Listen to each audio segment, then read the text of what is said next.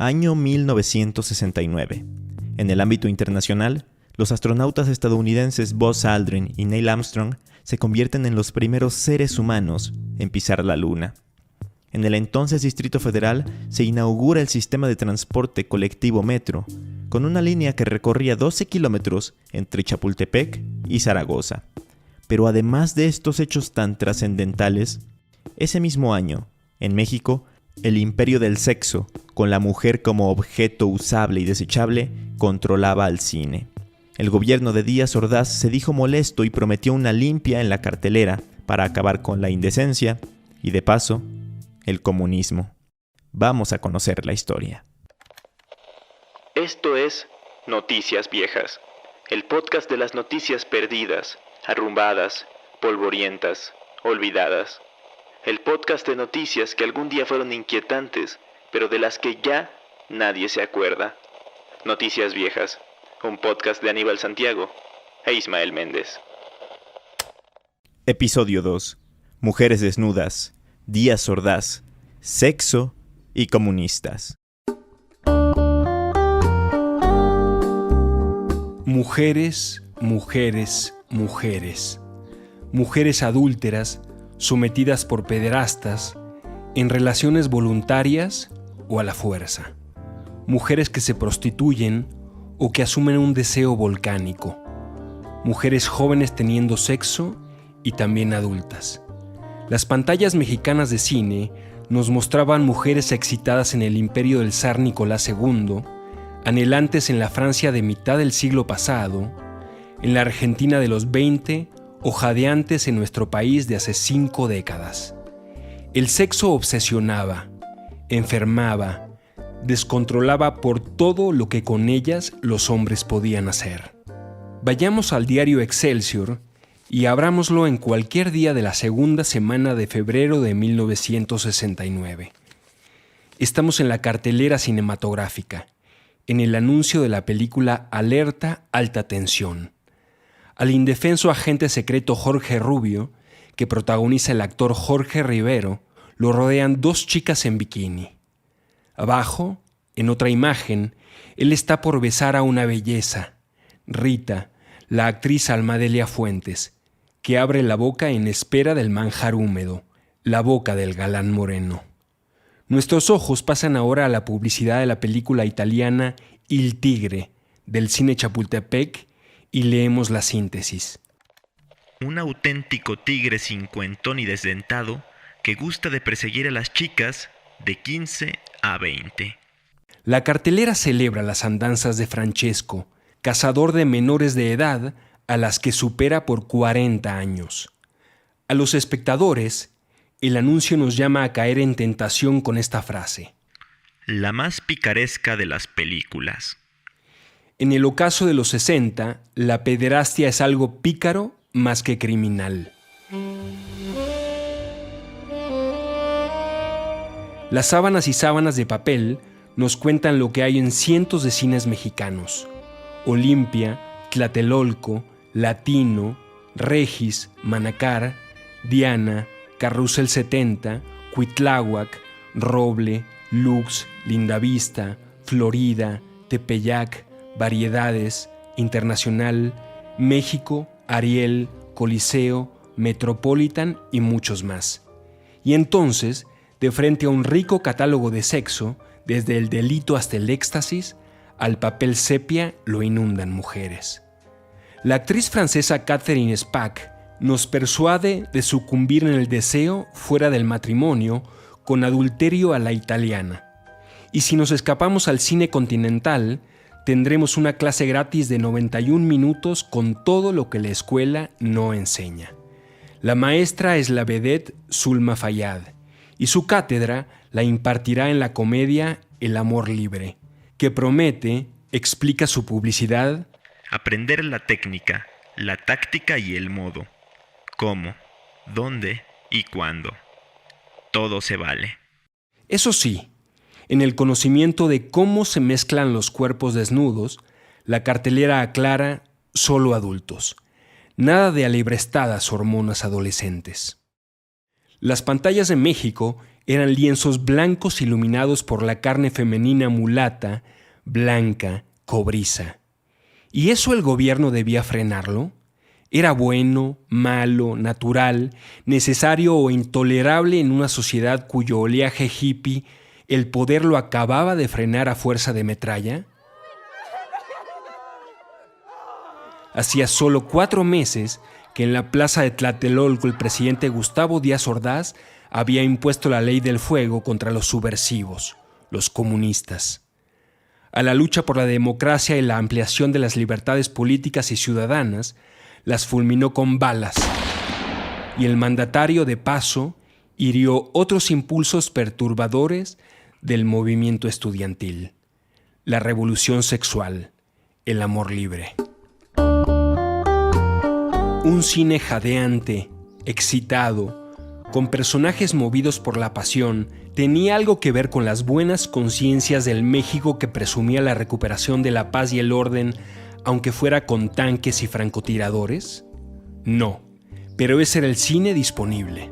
Por eso, había que arrojar de una vez por todas un balde de agua helada en los instintos del público, en sus mentes y, claro, sus pelvis, para apaciguar ya mismo los voraces apetitos. O por lo menos había que aparentar que nuestra cartelera ya era un exceso y que se estaban tomando cartas en el asunto, frase con que el PRI comenzaba a olvidar cualquier cosa que se le estuviera yendo de las manos, simulando que le importaba. La palabra con que se anunció en la prensa el fin de la inmoralidad fue la siguiente: limpia. 6 letras y 2 sílabas, pero muy ad hoc con el dogma represor que había arrasado a los jóvenes en Tlatelolco. Así como se había limpiado una plaza de estudiantes insurrectos, se limpiaría el cine que veían los mexicanos. O bueno, eso prometieron. Para el control de la seguridad interna, Díaz Ordaz tenía a Luis Echeverría, su secretario de Gobernación. Y para que el cine no rompiera las cadenas del sometimiento e inspirara lo indebido, el secretario de Gobernación tenía a Hiram García Borja, titular de la Dirección de Cinematografía. El señor Hiram hizo público en el Universal del 9 de febrero de 1969 que habría una limpia cinematográfica. Comenzó avisando que la guillotina de la censura iría contra las películas malas. Así las definió, con esa palabra, malas. El reportero José Cardona le hizo la pregunta que debía: ¿qué era bueno y qué era malo? No explicó cómo hacía la dirección a su cargo para saber cuáles son las películas malas y las películas buenas, pero dio a entender que eso queda al criterio suyo y del grupo de supervisores. ¿En verdad enfadaba al gobierno que el cine volviera a la mujer una cosa? ¿Se indignaba realmente de que películas la denigraran y sobajaran al rol de portadora de un cuerpo delicioso? ¿Inquietaba el maltrato mediante tramas con mujeres agredidas, no para denunciar el abuso, sino exclusivamente como divertimento? ¿En serio había pesadumbre porque la mujer solo equivalía a placer? Hiram matizó con esta declaración: La explotación en México de las películas eróticas o con escenas fuertes o audaces se permite siempre y cuando tengan valores artísticos en su argumento. El periodista Cardona, olfateando la ambigüedad, lo acuchilló con otra pregunta: ¿Qué es erotismo? Hiram, acorralado, dijo: Una cosa indefinible. Y enseguida el funcionario corrigió: O casi indefinible. Lo cierto es que el vigilante del cine proyectado en México nunca definió qué era erotismo. Digamos que el sexo, erótico o no, molestaba, o eso aseguraba el gobierno y punto. La igualdad de género ya aparecía en el discurso de la política oficial. En 1953, la mujer pudo votar en elecciones por primera vez y como recordatorio anual de lo que ellas debían ser para esta nación, se estableció al 15 de febrero como Día de la Mujer Mexicana. Con gruesas letras, los grandes diarios de 1969 imprimieron titulares como "Se supera la mujer mexicana", al reproducir el discurso de la primera dama Guadalupe Borja de Díaz Ordaz. Delante de ella, abarrotando el Museo de la Ciudad de México, la miraban atentas una multitud de esposas de secretarios de Estado, esposas de diplomáticos, esposas de empresarios. Ninguna secretaria de Estado porque no existían, ni ninguna diplomática porque no existían. Solo las grandes mujeres que estaban detrás de los grandes hombres oyeron a la esposa del presidente decirles que la mujer era base del progreso. Usó estas palabras: habiéndonos superado como ente humano, hemos alcanzado logros nunca antes sospechados. Pero por mucho que la mujer se superara como ente humano, en hogares mexicanos la mujer sufría y ella misma no era la excepción. Por aquellos días, su marido de 57 años se daba vuelo en un romance extramatrimonial con una actriz un cuarto de siglo menor, Irma Serrano. Voluptuosa, con mirada sensual de la que casi salían rayos láser, la belleza de la tigresa deslumbraba a los ojos de todo el país. Cantaba música ranchera, era bailarina de cabaret y estrella del cine sexualizado que, supuestamente, causaba escozor a Díaz Ordaz. En el libro biográfico A Calzón Quitado, Irma reconoció un amor que le trajo, entre otras valiosas gratificaciones presidenciales, la invaluable y suntuosa cama con grecas de cisne que usó la emperatriz Carlota. Sí, lo quise mucho. Él me quería mucho, me consentía mucho. Nunca me prohibió o me dijo, no hables de mí. Tal cual. El mandatario no tenía por qué esconder a semejante amante. Un trofeo brillantísimo que le daba prestigio en una época en que la represión sangrienta de Tlatelolco ya era una marca de fuego de por vida, un descrédito aborrecible que lo acompañaría hasta la eternidad. A aquel discurso festivo de la primera dama sobre la mujer mexicana hicieron coro los medios. Estaban obligados a hacer caja de resonancia del poder y por lo tanto las primeras planas echaron fanfarrias a la nueva mujer libre, autónoma, detonante de la prosperidad nacional. Pero entre las armónicas alabanzas a la naciente mujer mexicana hubo una pluma mordaz y más que eso. Rubén Salazar Mayén, escritor y periodista de El Universal, líder de opinión al que apodaban Quasimodo por una hemiplegia que desde niño lo postró a una silla de ruedas, burlón y provocador, se atrevió a dar una patada a la visión oficial de La realidad de la mujer está muy bien. En su columna de los martes, el 18 de febrero de 1969, se propuso desbaratar lo que veía como patraña. No está emancipada la mujer mexicana. Su falta de madurez la obliga a seguir al hombre, a uncirse a la voluntad masculina. Y hasta ahora no se ha visto que la mujer mexicana despliegue una acción propia original. La mujer mexicana es un insigne instrumento de los designios masculinos. Es decir, para Salazar, culpa de la esclavitud femenina la tenía la propia mujer, que por si faltaba algo había sido usada por el sistema. La mujer mexicana fue arrojada precipitadamente a la ciudadanía, y con todo el dolor del caso, se le hizo creer con que bastaba que tuviera el derecho de votar y ser votada para lograr la igualdad con el hombre. Gracias a esta trampa se consiguieron millones de votos para las empresas electorales, y la mujer quedó uncida, de modo nuevo, a la voluntad del hombre. Aunque machista rabioso, en algo no estaba tan equivocado. Las mujeres votaban, pero votaban a hombres porque los candidatos eran hombres. Y fuera de la política, para incursionar con éxito en territorio masculino, lo conveniente era que se sacaran la ropa. Por ejemplo, en el deporte. La modelo y actriz veracruzana Meche Carreño, acaso contagiada por la ansiedad que ya despertaba la cercana Copa Mundial México 70, relató a los medios que quería formar un equipo de fútbol femenil. ¿A quién podía interesar semejante ocurrencia?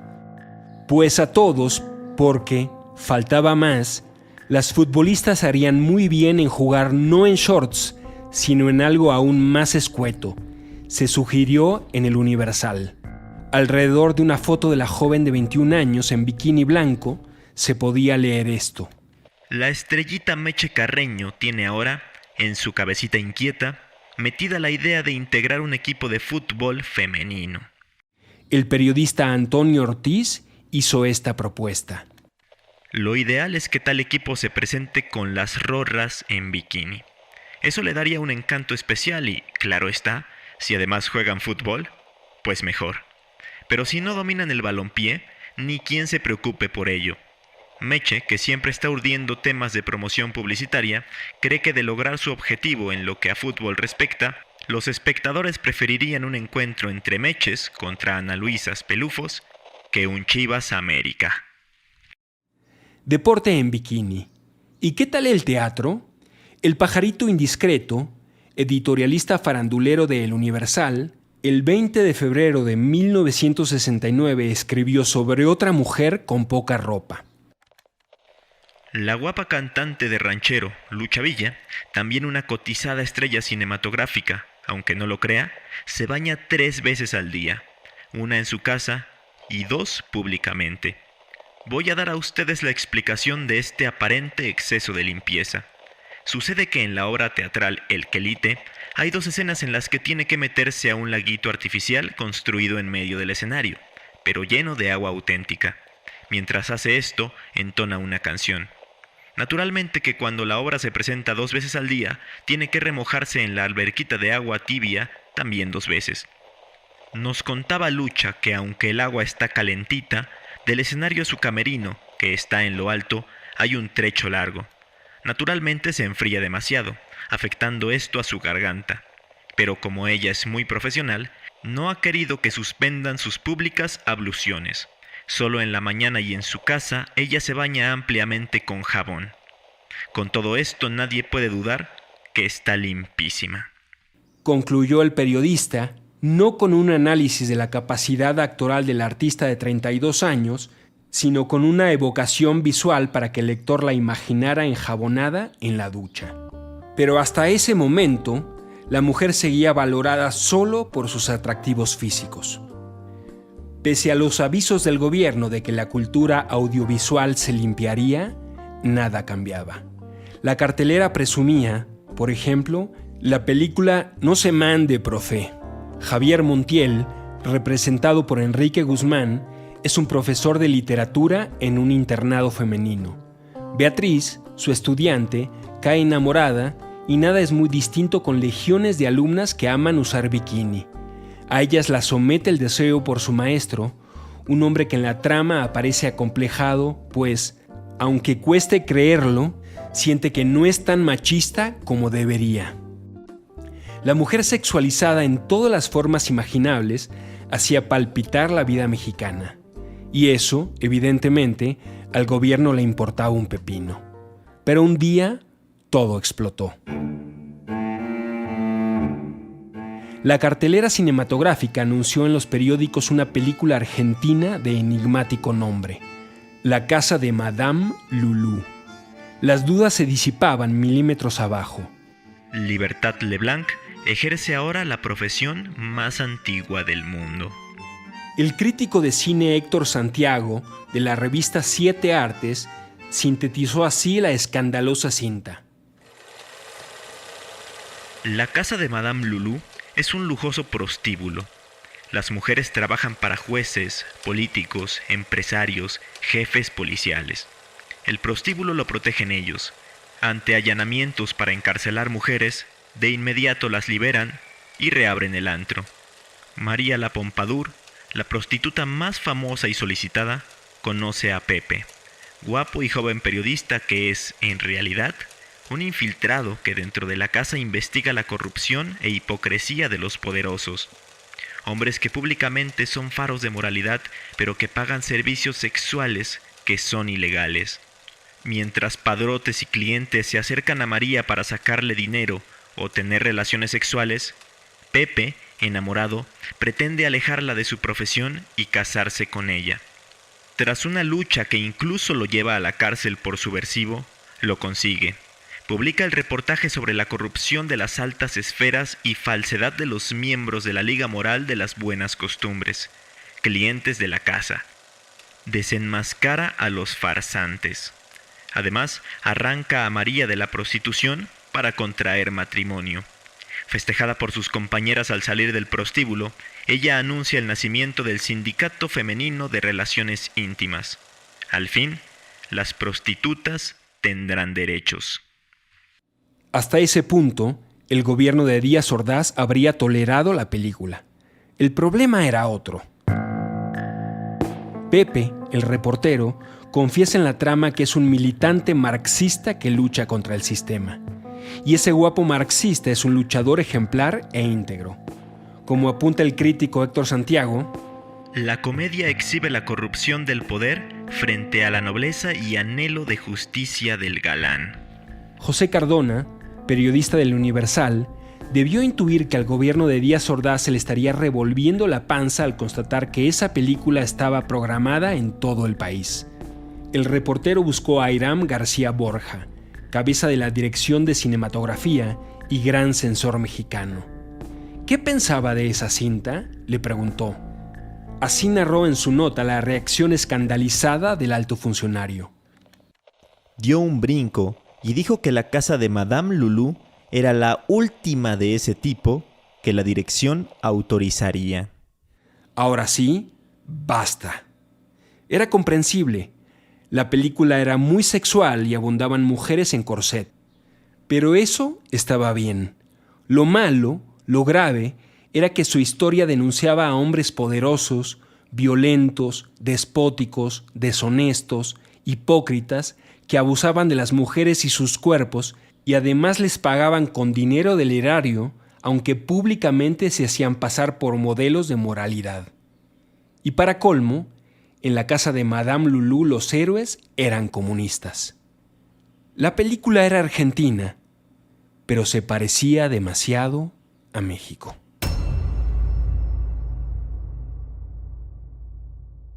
Noticias Viejas es un podcast escrito y narrado por Aníbal Santiago, con grabación, edición y postproducción de Ismael Méndez. Noticias Viejas, el podcast de las noticias olvidadas y asombrosas.